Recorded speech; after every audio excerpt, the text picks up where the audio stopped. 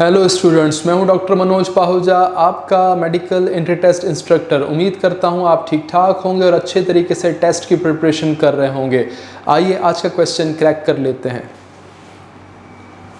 In Calvin cycle, if one molecule of ribulose biphosphate is carboxylated, how many molecules of phosphoglyceric acid PGA are formed?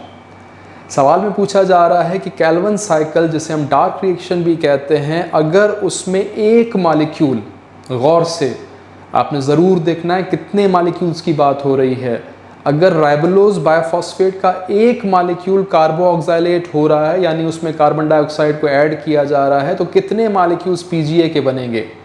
यहाँ one molecule पे जोर देना, रुकना ज़रूरी है, because normally जो डार्क रिएक्शन होता है उसमें 3 मॉलिक्यूल्स इन्वॉल्व होते हैं राइबुलोज बायोफॉस्फेट के। याद रखिएगा, नॉर्मली डार्क रिएक्शन में 3 मॉलिक्यूल्स इन्वॉल्व होते हैं राइबुलोज बायोफॉस्फेट के। लेकिन इसने 3 मॉलिक्यूल्स की कहानी नहीं पूछी, हमसे इसने पूछा है कि अगर एक मॉलिक्यूल हो राइबुलोज बायोफॉस्फेट का और उसमें कार्बन डाइऑक्साइड को ऐड किया जाए तो कितने पीजीए बनेंगे। तो इसका रिएक्शन देख लेते हैं। ये आपके सामने है डार्क रिएक्शन का पहला स्टेप, जिसे हम कार्बन फिक्सेशन भी कहते हैं। इस रिएक्शन में राइबुलोज बायोफॉस्फेट का एक मॉलिक्यूल आपको दिखाया गया है, जो कि हमारे क्वेश्चन की डिमांड भी थी कि एक मॉलिक्यूल की बात करनी है। मैं यहाँ पे ग्रीन कलर से इसके नीचे 5 कार्बन लिख रहा हूँ। कीप इन माइंड, जो मैंने वाइट कलर से नंबर लिखा है वो मॉलिक्यूल्स की तादाद को इंडिकेट कर रहा है। एक मॉलिक्यूल है हमारे पास राइबुलोज बायोफॉस्फेट का, लेकिन उस एक मॉलिक्यूल के अंदर कितने कार्बन एटम्स हैं? 5 कार्बन एटम्स। एक मॉलिक्यूल के अंदर 5 कार्बन एटम्स हैं राइबुलोज बायोफॉस्फेट के।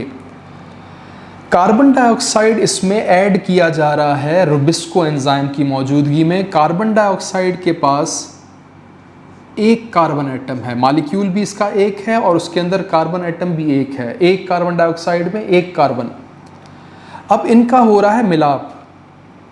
5 कार्बन वाली चीज मिल रही है एक कार्बन वाली चीज के साथ, तो जब ये एडअप हो गए तो फिर 6 कार्बन वाला एक अनस्टेबल कंपाउंड बनता है, जिसका नाम मेंशन नहीं किया गया क्योंकि वो इतना शॉर्ट लिव्ड होता है, इतना जल्दी वो टूट जाता है कि उसके नाम को मेंशन करने की ज़रूरत ही नहीं है। अब ये जो 6 कार्बन वाला कंपाउंड है ये टूट रहा है, स्प्लिट हो रहा है 2 मॉलिक्यूल्स में। गौरतलब बात है, कहानी की शुरुआत हुई थी एक राइबुलोज बायोफॉस्फेट से, लेकिन जब हम पहुंचे 6 कार्बन अनस्टेबल कंपाउंड के लेवल पे, तो जो एक 6 कार्बन अनस्टेबल कंपाउंड बना है, क्योंकि वो अनस्टेबल है इसलिए वो स्प्लिट हो जाएगा इनटू 2 मॉलिक्यूल्स। एक मॉलिक्यूल फाइनली टूट जाएगा 2 मॉलिक्यूल्स में। लेकिन कार्बन एटम्स को भी देखना ज़रूरी है। जो टोटल कार्बन एटम्स इस रिएक्शन के नतीजे में एडअप हुए हैं वो हैं 6। 5 राइबुलोज बायोफॉस्फेट के, एक कार्बन डाइऑक्साइड का एडअप हो गया, तो 6 कार्बन की कहानी को हमने समझना है। जब 2 मॉलिक्यूल्स में ये स्प्लिट हुए तो कार्बन एटम्स भी तादाद में स्प्लिट हो जाएंगे। 6 कार्बन का मतलब ये है कि 3 कार्बन चले गए पीजीए के पास और 3 कार्बन दूसरे पीजीए के पास। कुल मिला के अब भी ये 6 हैं, लेकिन ये डिवाइड हो गए हैं। हमारे क्वेश्चन में कहीं पर भी कार्बन एटम्स की तादाद का पूछा नहीं गया था, हमसे पूछा गया था मॉलिक्यूल्स की तादाद बताएं। तो याद रखिएगा, जो राइबुलोज बायोफॉस्फेट का एक मॉलिक्यूल कार्बोऑक्सिलेट हुआ है उसकी वजह से 2 मॉलिक्यूल्स बनते हैं पीजीए के। तो हमने क्वेश्चन क्रैक कर लिया है। देख लीजिए अपने एमसीक्यूज में, ऑप्शंस में देखें, आपको 2 पीजीए नज़र आने चाहिए। ऑप्शन ए नहीं हो सकता बिकॉज इसमें 1 है, 3 भी नहीं हो सकता, 6 भी नहीं हो सकता। डी ऑप्शन, 2 मॉलिक्यूल्स हासिल होते हैं पीजीए के। तो क्वेश्चन क्रैक कर लिया है, आप इसको नोट कर लें।